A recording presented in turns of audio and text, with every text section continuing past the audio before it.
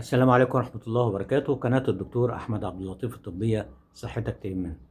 هنتكلم النهاردة عن التمر وموضوع التمر، القيمة الغذائية بتاعة التمر والفرق بين التمر والرطب وفوائد التمر الصحية المتعددة. هنتكلم عليها بالتفصيل والأعضاء مختلفة ما نتخيلش إن ممكن تكون لها فايدة اليوم. وبعد كده فوائد التمر مع اللبن، وفوائد التمر مع الزبادي كوجبة خفيفة لطفلنا.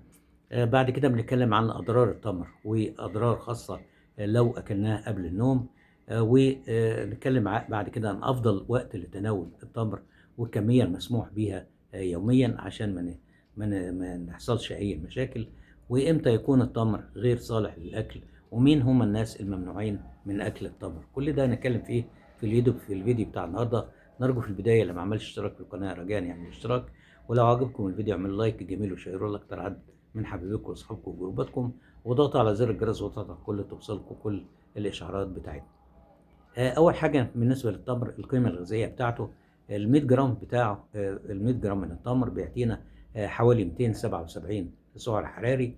فيها نسبه كربوهيدرات حوالي 75 جرام، فيها الياف حوالي 7 جرام، بروتين حوالي 2 جرام، وفيها بوتاسيوم حوالي 15% من الكميه الموصى بها يوميا، والمغنيسيوم بيعطينا 13%، والنحاس بيعطينا 40%، والمنجنيز بيعطينا 13%، والحديد 5%، وفيتامين ب 6 15% من الكمية أو الحد اليومي الموصى به في النسب دي كلها. كمان في نسبة عالية من مضادات الأكسدة، أعلى من الفاكهة المماثلة ليها. عبارة عن فلافونويد اللي بيقلل الالتهابات وبيقلل خطر الإصابة بالسكري والكوليسترول والسرطانات وأمراض القلب. كمان فيها كاروتينات مهمة جدا لصحة القلب واضطرابات والضمور ومشكلة العيون والضمور البقعي في العين. كمان فيها فينولات مضادة للالتهاب وبتقلل خطر الإصابة بالسرطان وأمراض القلب. فكمان إلى جانب فيها ألياف غذائية ممتازة مهمة جدا للجهاز الهضمي، تمنع الإمساك وتتحكم في نسبة سكر الدم وتبطئ الهضم. كمان فيها مؤشرها الجلايسيمي بتاع التمر منخفض. إيه الفرق بين الرطب والتمر؟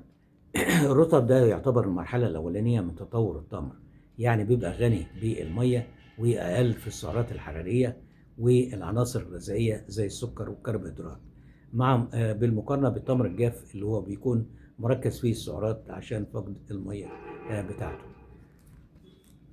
بعد كده هنيجي نتكلم عن الفوائد بتاعة التمر.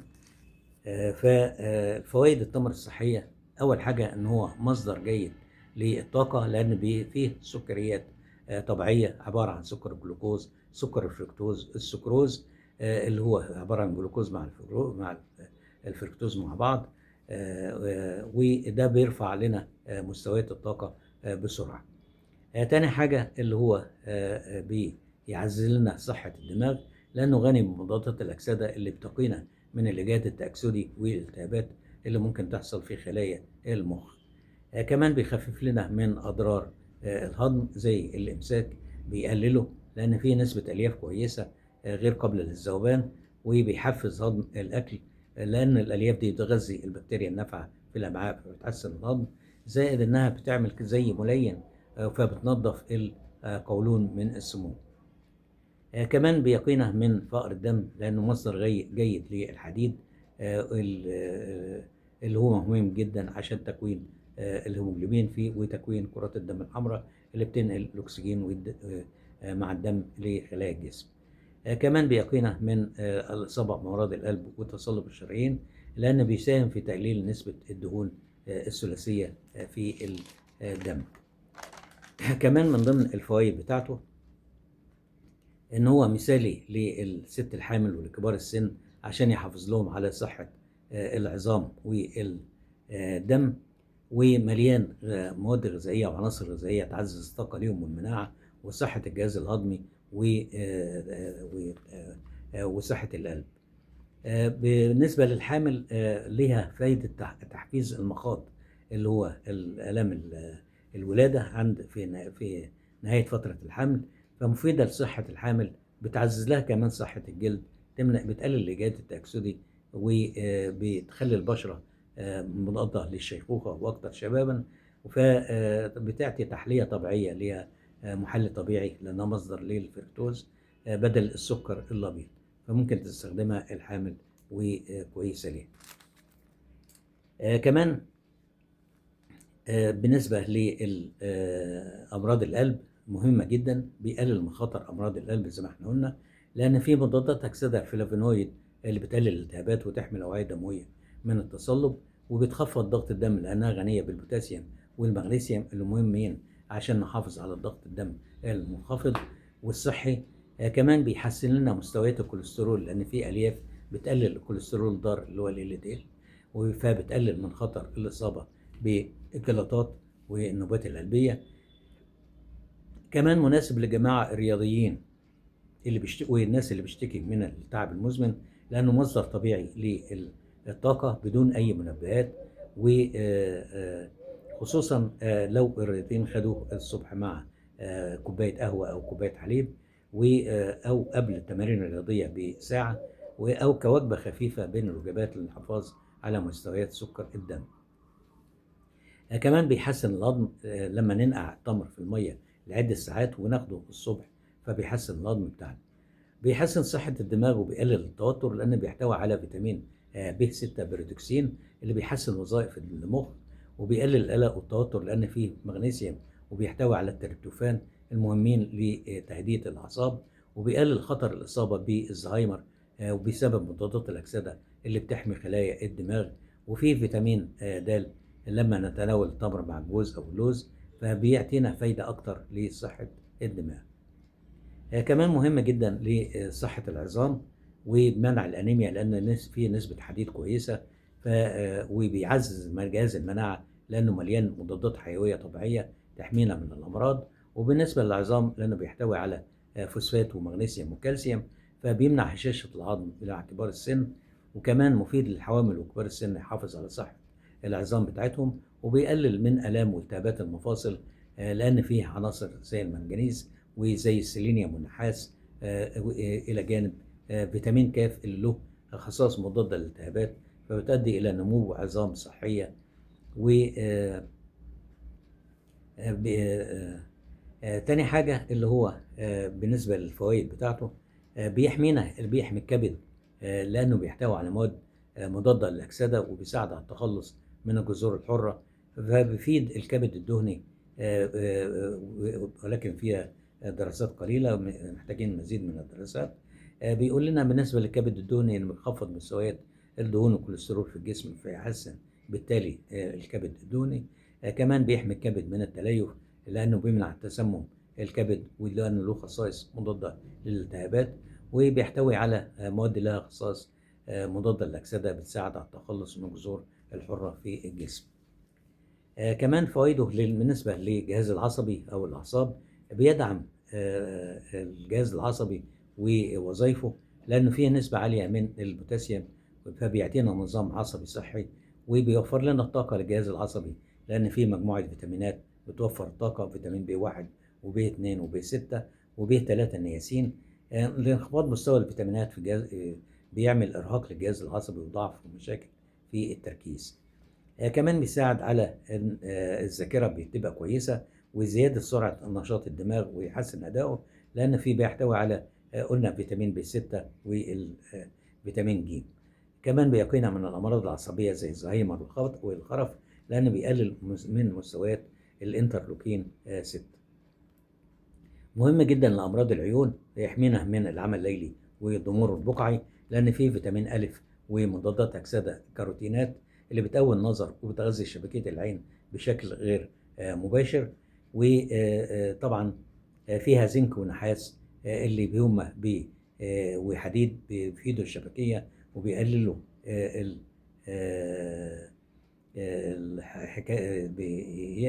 بيزود بيقلل مشاكل الشبكية ويمنع الضمور البقعي اللي ممكن يحصل ليه. كمان فيه فيتامين سي وفيتامين اي مضادات أكسدة، فمهمة جدا للعين. وفيه نحاس مهم للإنزيمات اللي هي بتفيد العين. كمان فيه مادة اللوكين والإكسانسين اللي هي من الكاروتينات اللي هي موجودة بنسبة كويسة في التمر، فبتحمي الشبكية من التلف واللي بسبب الجذور الحرة، ويحد من الضوء ومشاكل الضوء الأزرق. طبعا ده اللي هو الفوائد بتاعة التمر. طيب فوائد التمر لما نخلطه مع اللبن وناخده على الريق، ده بيعزز وظائف الدماغ، لأن السكريات الطبيعية اللي بتحمي نشاط الخلايا العصبية موجودة في التمر، إلى جانب اللبن بيعطينا بروتينات تحسن الذاكرة والتركيز وتقويها، وكمان بيعطينا كالسيوم وأملاح السيلينيوم والنحاس والمغنيسيوم اللي بيقوي العظام وبيقلل من هشاشة العظم، فمفيدة جدا لينا. كمان لو خدنا الزبادي بالتمر كوجبة صحية لطفلنا، الزبادي غني بالبوتاسيوم بالكالسيوم اللي بيقوي العظام والأسنان، وبيحتوي على بروتين، وبيحتوي على بروبيوتيك بيحسن الهضم وبيقوي المناعة. والتمر فيه مصدر طبيعي للطاقة، ومليان حديد وفيتامينات تقوي الدم، وبتساعد في علاج الإمساك عند الأطفال، فهي كويسة ليهم طبعا. نيجي بعد كده للأضرار بتاعة التمر. أضرار التمر إن هو بيحتوي على كميات عالية من البوتاسيوم، فممكن زيادة أكله وأكله بكمية كبيرة طبعا بيعمل لنا مشاكل للأشخاص اللي عندهم مشاكل في الكلى، فبيزود المشاكل بتاعتهم، فنمتنع لو متعرضة لأضرار الكلى أو الجسم فيه نسبة عالية من البوتاسيوم، نمتنع عن أخذه. كمان ممكن يزود لنا الوزن لو كان كميات كبيرة، لأن في سعرات حرارية عالية. الحفنة الصغيرة أو 2 حبة فيها 140 سعر حراري، فلازم نتناوله باعتدال عشان ما نزودش الوزن بتاعنا. كمان ممكن يعمل لو كترنا منه، لأن نسبة ألياف فيه كتيرة تعمل مشاكل هضمية، اللي هي بتساعد على الألياف رغم أنها مفيدة بتساعد على الشبع وسد الشهية لفترات طويلة، ولكن لو الشخص مش متعود على كمية الألياف اللي موجودة فيها بتعمل مشاكل هضم، انتفاخ وغازات في البطن ومغص وممكن إمساك.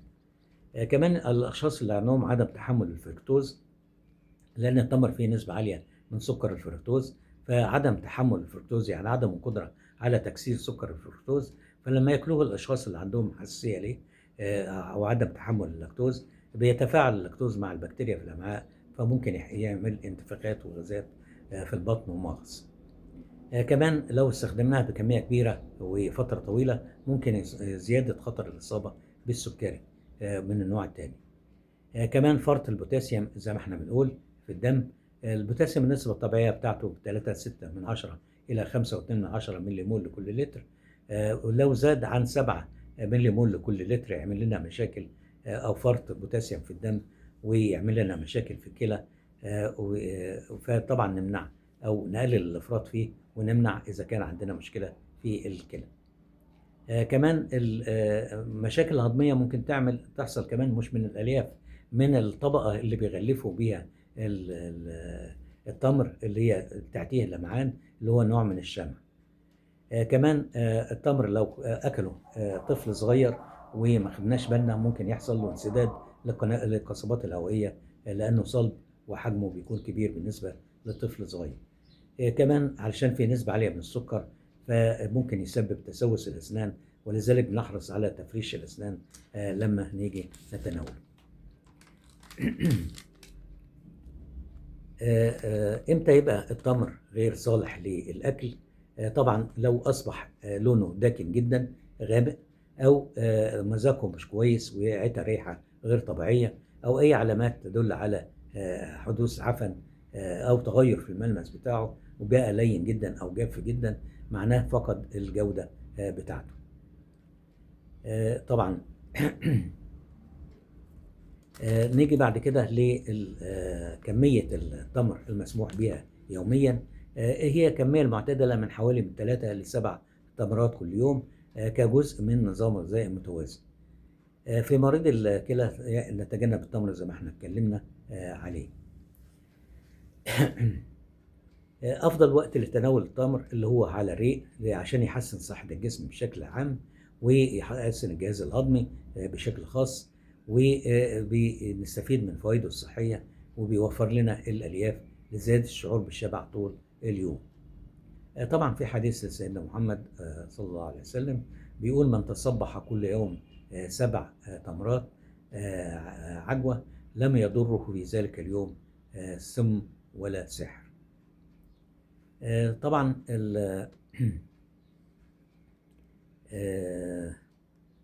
كمان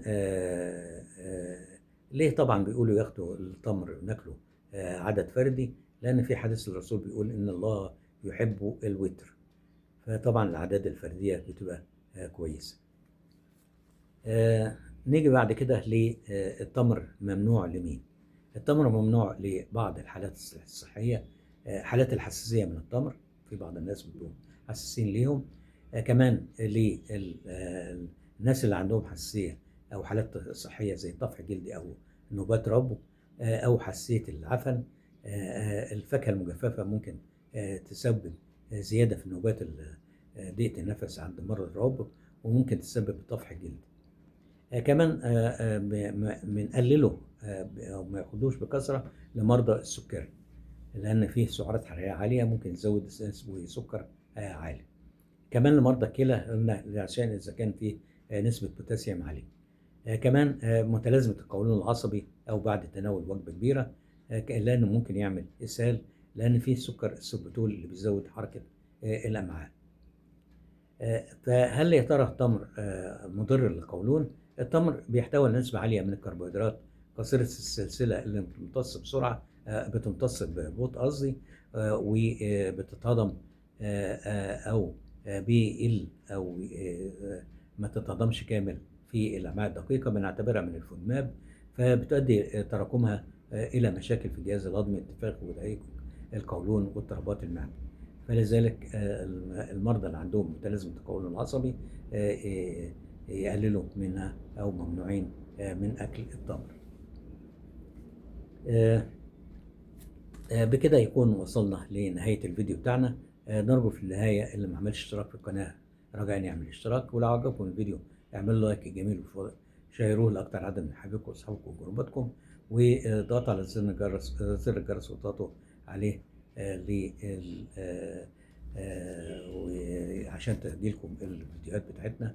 ونتمنى المشاركة للفيديو على نطاق واسع، واللايكات والتعليقات، واللي عنده تجربة حياتية في مشاكل حصلت أو استفاد بطريقة معينة يكتبها لنا في التعليقات. واللي ما اشتركش في القناة رجاء يعمل اشتراك، ونتمنى الصحة والعافية للجميع.